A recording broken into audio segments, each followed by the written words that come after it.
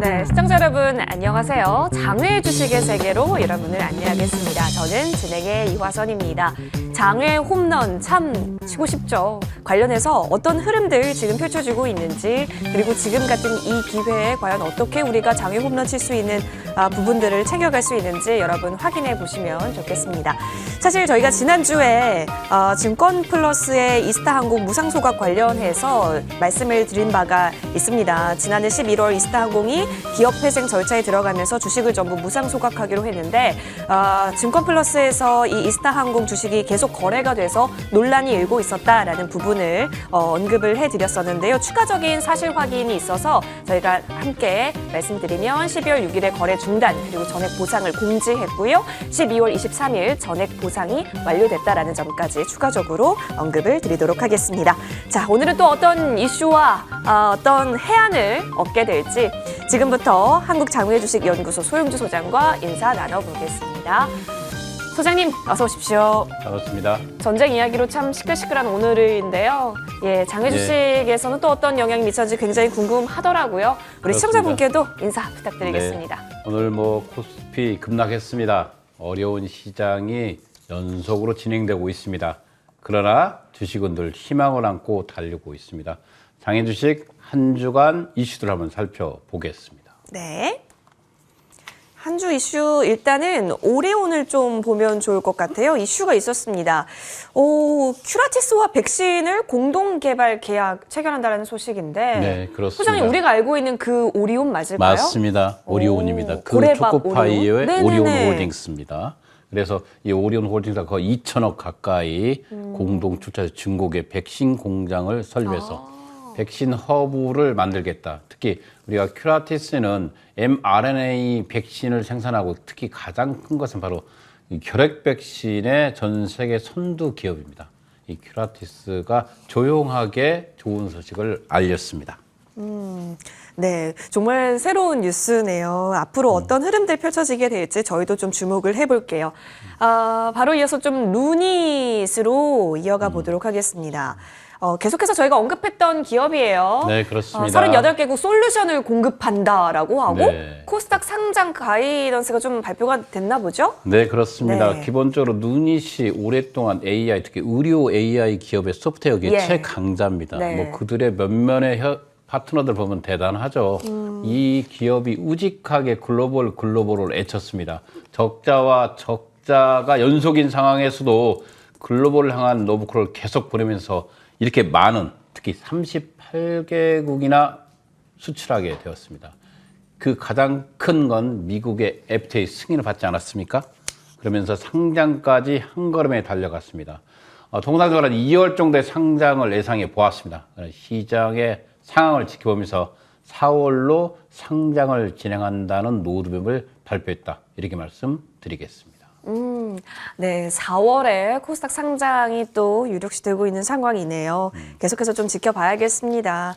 자, 퓨런티어는 또 어제 상장을 했었던가요? 그렇습니다. 어제 이 퓨런티어가 상장하면서 유안타증권의 HTS와 MTS는 먹통이 될 정도로 그 굉장히 정도죠. 핫했었는데 종가상 따상에는 성공하지 못했지만 장중 따상 터치가 나왔네요. 네, 그렇습니다. 우리가 전쟁에 이렇게 어려운 포화 속에서도 네. 포화 이 속에서. 공모주 주식의 따상이 또 한 번 나왔습니다. 그래서 우리가 어렵고 답답한 시장에서도 가는 주식은 간다. 개별장들이 계속 펼쳐지고 있기 때문에 주식을 절대 놓아서는 안 된다. 이렇게 말씀드리겠습니다. 네, 좋습니다. 자, 관련해서 여러 가지 이슈가 또 있는데 일단은 상장, 이렇게 신규 상장이 얘기가 나오면 결국엔 의무 보유라는 부분이 계속해서 꼬리처럼 그렇죠. 달릴 수밖에 없는 부분인데 신규 상장 기업 임원 등이 주식 의무 보유를 강화한다라는 이슈가 있네요. 예, 그렇습니다. 우리가 그동안에 우리가 구주 매출이라는 것은 우리가 한 예로 크래프톤 같은 경우도 현직에 있는 대표 이사들이 공모주에 자기 주식을 내놨습니다. 네. 얼마 전에 현대 엔지니어링이 공모에 실패하지 않았습니까? 가장 큰 원인 중에 하나가 바로 구주 매출이었습니다. 이렇게 이제 임원들의 주식을 상장 후 6개월까지는 절대 팔지 못하게는 낙설정을 할 가능성이 있다는 개정안이 올 3월 달에 시행된다고 합니다. 네. 조금 더 개인을 보호하긴 제도이기 때문에 이런 것들 철저히 잘 시행되기 바라겠다. 이렇게 말씀드리겠습니다. 맞습니다. 사실 지난해 카카오페이가 상장된 이후에 임직원이 스톡옵션 행사 주식을 좀 매도하면서 막대한 차익 좀 챙겨서 먹튀 논란이 일었는데 관련해서 금융당국이 좀 제도를 개선하는 것으로 보입니다. 앞으로도 좀 잘 지켜지는지 여부 주시를 해보면 좋겠네요. 자, 이어서 시세를 좀 보도록 하겠습니다. 전쟁 리스크가 도사리고 있는 상황이기 때문에 그리고 또 금리라는 부분도 알게 모르게 이제 성장성이 가득한 우리 비상장 기업에게는 또 암초처럼 자리할 수 있기 때문에 네, 이번 주 시세는 어땠는지 또 궁금해지네요. 앞서 말한 대로 기본적으로 장이 이렇게 계속해서 나빠지면 그 여파는 분명히 옵니다. 그죠? 그러나 단기적 영향, 현재 지금 이 전쟁의 여파가 거의 한 달 가까이 시장을 짓누르고 있지 않았습니까? 예. 드디어 오늘 러시아가 정밀 타격을 진행하면서 전쟁이 시작된 느낌입니다. 그러면서 코스피가 급락했지만 아직까지는 이 장외 주식과는 그 영향을 미치지 않고 있습니다. 전주 대비해서 이번 주에 시세를 보더라도 별반 차이가 없습니다. 오늘 가장 많이 급락한 게 바로 가상자산 관련주 아니겠습니까? 특히 코스피, 특히 이더리움이 290만 원까지 밀렸고 알고 있는 비트코인, 대표적인 비트코인도 4,300까지 밀렸습니다. 그러나 이 주식을 거래하고 있는 거래소의 주식은 10,000원 정도 밀린 존에 그쳤다. 보시면 두나무가 39만 원에 자리를 선방했고 빗썸은 전주와 대비 없이 40만 원에 선방했다는 것은 아직까지는 장외 주식에는 이 영향이 덜 미치고 있다. 이렇게 보시면 될 것 같고 이럴 때 장외 주식은 결과적으로 거래와 매수를 하지 않습니다. 매도와 매수가 이루어지지 않는 시장이 유지된다. 이렇게 보시면 될 것 같고요. 네. EVR치도 변동 없이 17,000원을 지켰습니다. 그 다음에 비바 리퍼블리카 10만 원 선을 지켰고요. 야놀자도 변동 없었다. 보시면 주가들의 형태를 보시면 별 변동이 없어 가장 큰 변화 중 하나는 저는 마켓 컬리를 보겠습니다. 컬리가 10만 4천 원까지 지키고 있지만 실은 실효적인 가격은 대량 물건은 8만 5천 원에도 지금 시장에 물건이 나오고 있죠. 9만 원까지 밀리고 있다. 이 뜻은 얼마 전에 프리 IP가 마켓 컬리가 9만 9천 원에 성공을 했습니다. 프리 IP보다 더 낮은 가격의 거래가 이루어지고 있다는 것은 마켓 컬리가 올 상반기 4월 상장은 물 건너가지 않았나? 넘어갔죠. 올 하반기에 상장을 할 것 같고 특히 마켓 컬리의 상장의 가장 큰 발목을 잡는 것이 우리가 알고 있는 바디 프렌드와 마찬가지로 근로기준법 위반으로 고발됐습니다. 검찰까지 넘어가는 사건이 발생했죠. 기본적으로 일용직 노동자들의 블랙리스트 운영에 대해서 마켓컬리의 입장은 변함이 없지만 기본적으로 검찰까지 이 사건이 넘어가면서 근로기준법을 위반했다고 이 대표이사 김슬희 대표이사를 고발을 했죠. 이런 상태에서 마켓컬리가 어떤 식으로 대응할지는 모르겠습니다. 얼마 전에 기본적으로 사회이사를 임직원들을 강화했습니다. 이런 상태에서 마켓컬리가 상반기 상장이 물 건너가면서 주식이 매물 물건이 출회되고 있다. 이렇게 보시면서 시장은 다음 주에 마켓컬리는 아마 밀릴 가능성이 있기 때문에 이 점도 참조해 주시기 바라겠습니다. 네. 당근마켓 변동 없었고요. 컬리 앞서 말한 대로 상당히 위험할 수 있기 때문에 좀 보수적 관점으로 접근할 필요가 있다. 이렇게 말씀드리겠습니다. 현대 엔지니어링이 6만 원대 복귀했네요. 복귀했지만 매수세의 체력은 약합니다. 그렇기 때문에 좀 더 지켜보고 있다가 편입해도 늦지 않다. 왜? 상장까지 가기 위해서는 최소 2년 정도가 소요될 가능성이 있기 때문에 현대 ENG 종목은 좀 더 지켜본 후에 매수해도 된다. 이렇게 말씀드리겠습니다. 큐라투스 변동이 15,300원을 맞추면서 한 주간의 시세 변동은 큰 차이가 없었다. 그러나 이런 장들이 거래소 코스타의 급락장이 연속적으로 이어진다면 다음 주에는 이 장외 주식도 밀릴 가능성이 있다는 것도 염두에 주시고 지금은 보수적 관점으로 접근할 필요가 있다. 이렇게 말씀드리겠습니다. 그렇죠. 아무래도 그럴 수밖에 없는 현 구간입니다. 보수적인 관점으로 지금 구간에서 오히려 더 충실하게 각 기업이 갖고 있는 모멘텀, 상장 일정, 그리고 상장했을 때의 그 가치를 잘 인정받을 수 있는 부분인지 여부 체크하면서 그 시각을 이어가 보도록 할게요. 좀 정리를 해보자면 그럼에도 불구하고 IPO 시장에서 기대를 불러일으킬 만한 기업은 참 많다라고 네, 그렇습니다. 정리해 볼 수 있겠어요? 2022년도에 새해가 들어서면서 올 이제 3월 달에 다 주총이 열리지 않겠습니까? 예. 2020년에 들어갈 새내기 주식들이 속속 등장하고 있습니다. 우리가 G2L이라든가 대형 에너지라든가 이런 종목들이 상장의 체배를 갖추고 있고 상반기 특히 중소기업 관련주 중에서 가장 큰 누니까지도 상장을 준비하고 있기 때문에 실은 시장이 침체되어 있는 것은 아닙니다. IPO 시장은 꾸준히 새롭게 진출하기 위해서 노력하고 있고 IPO 시장에서 또 다상을 보여주고 있기 때문에 또 다른 시장들은 계속 진행하고 있다. 이렇게 보시면 될 것 같습니다. 네. 자, 기대되는 부분들도 분명히 있으니까요. 계속해서 수익의 기회가 될 수 있는 부분. 지금 좀 상황이 안 좋지만 이럴 때일수록 더 여러분 우리 같이 찾아보는 것으로 해볼게요. 자, 이제부터는요. 여러분이 궁금했던 장외 주식 관련한 내용, 이야기들 지금 저희가 Q&A 시간을 좀 모아봤거든요. 해결하러 떠나보겠습니다.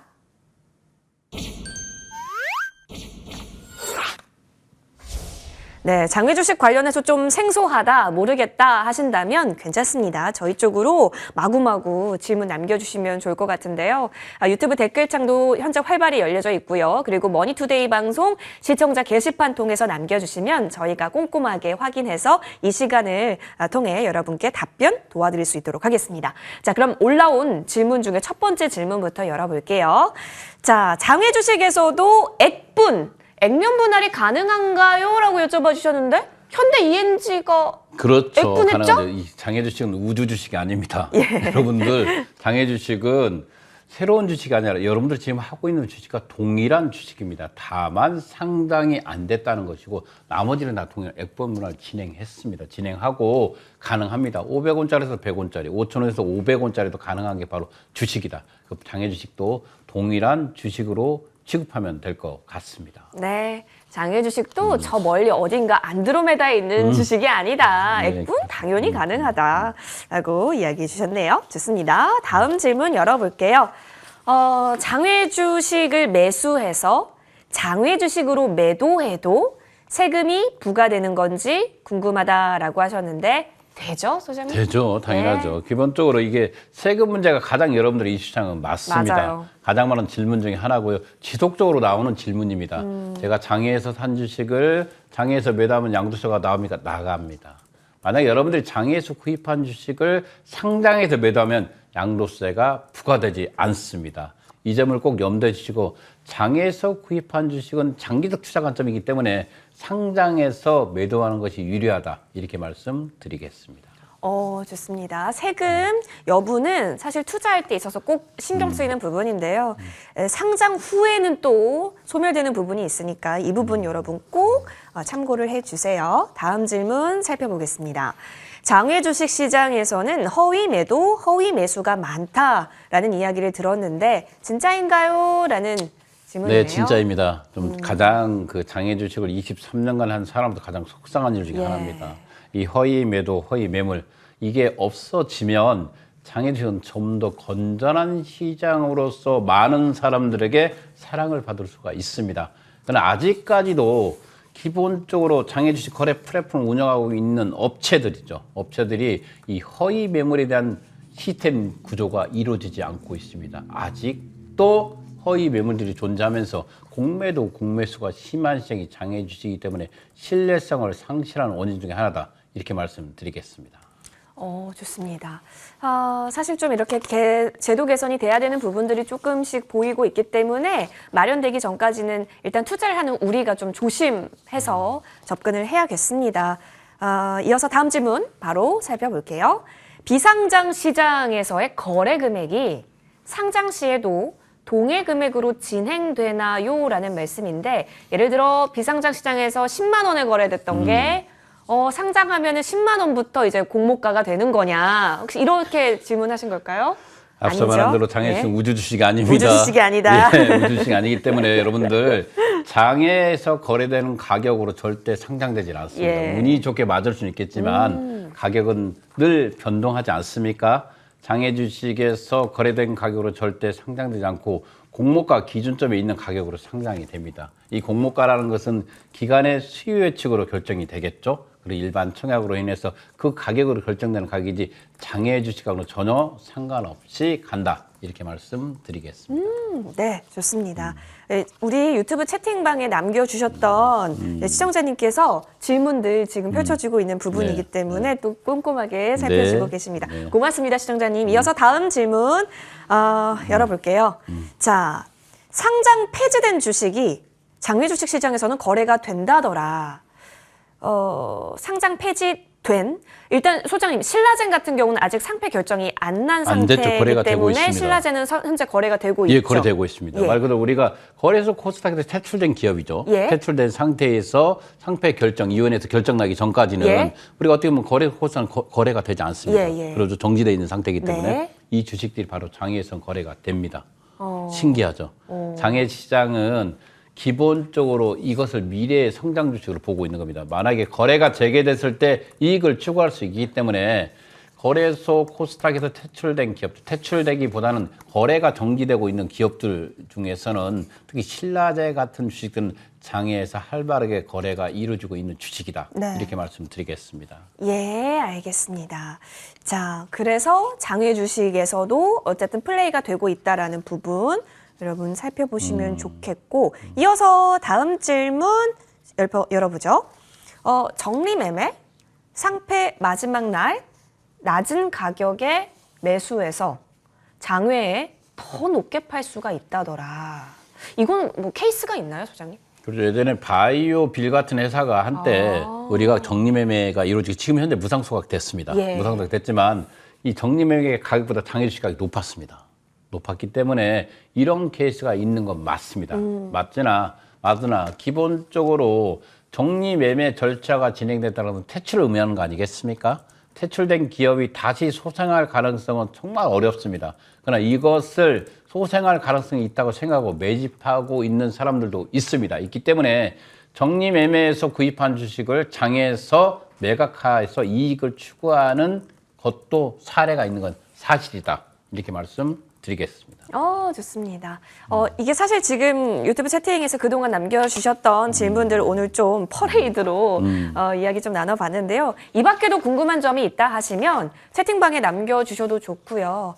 그리고 머니투데이 방송 시청자 게시판 통해서 남겨주셔도 좋으니까요. 마구마구 여러분 질문 남겨주시면 또 다음 이 시간에 해결 도와드릴 수 있도록 하겠습니다. 잠시 저희는 정리를 하겠고요. 그리고 이제부터는요, 이 허위 매물에 대해서 저희가 제대로 알아야 낭패 보지 않거든요. 관련해서 강의 들고 돌아오겠습니다.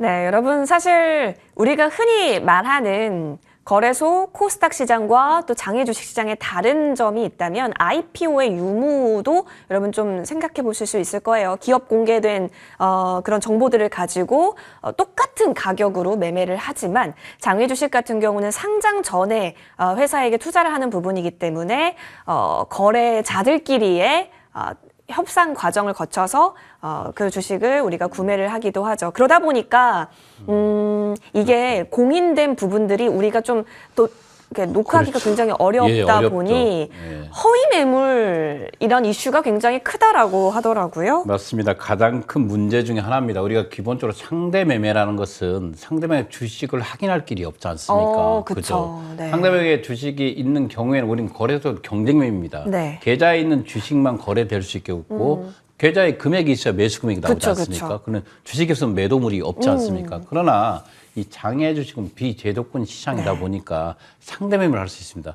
상대방이 진짜로 매수할 금액이 있는가, 네. 상대방이 진짜로 매도할 주식이 있는가 놓고 따지기 때문에 네. 상호가 속일 수 있으면 충분히 속일 수 있지 않겠습니까? 거래물, 주식이 없는 상태에서 주식이 있는 것처럼 거래를 유발시키고 주식을 사지 않으면서도 주식을 산 것처럼 허위 매수하는 경우가 빈번하게 이루어지고 있는 것이 바로 장외 주식입니다. 그래서 이런 고질적인 문제들을 해결하지 않고는 장외 주식이 한 단계 성장하는 것은 어렵다, 이렇게 말씀드리겠습니다. 거의 한 23년 가까이 비상장 주식이 여러분 시장에 들어와 있습니다. 기본적으로 비상장주식 역사를 보면 명동에서 출발을 했습니다. 1998년도 기점으로 올라가고 있습니다. IMF 때 기본적으로 대기업들도 힘들었습니다. 이 당시에 대기업들도 본인이 가지고 있는 통신, 우량한 통신들이 명동시장을 중심으로 거래되면서 주식이 나오기 시작했습니다. 그러다 보니까 어떻게 보면 사설단체에서 출발한 장외주식 거래 형태이다 보니까 이 가학적이고 어떻게 시스템적인 시스템이 없었습니다. 없는 상태에서 쭉 이어왔습니다. 우리가 대표적인 사이트가 38 커뮤니케이션이나 피스타, 제이스타 이 3대 사이트가 장외 거래 플랫폼으로 자리 잡아서 왔는데 고질적인 문제, 이 허위 매물들을 잡지 못했습니다. 그래서 이번에 새롭게 등장했죠.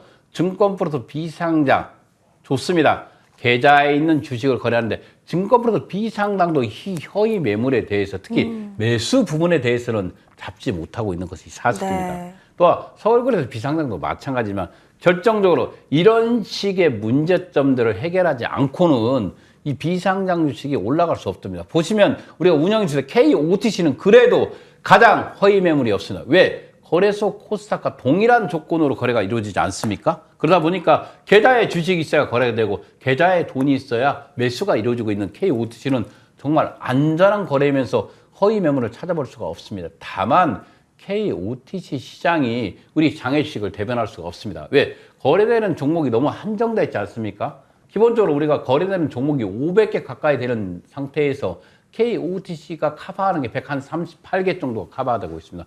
나머지는 우리가 알고 있는 38 커뮤니케이션 또는 중고거래소 비상장, 서울거래소 비상장 이런 대표적인 장외주식 거래 플랫폼들이 이루어지고 있는데 이 거래 플랫폼들은 기본적으로 상대매매 원칙의 우선으로 가고 있기 때문에 아직까지도 허위 매물을 잡지 못합니다. 이런 고질점을 해결하기 위해서는 어떻게 해야 될까요?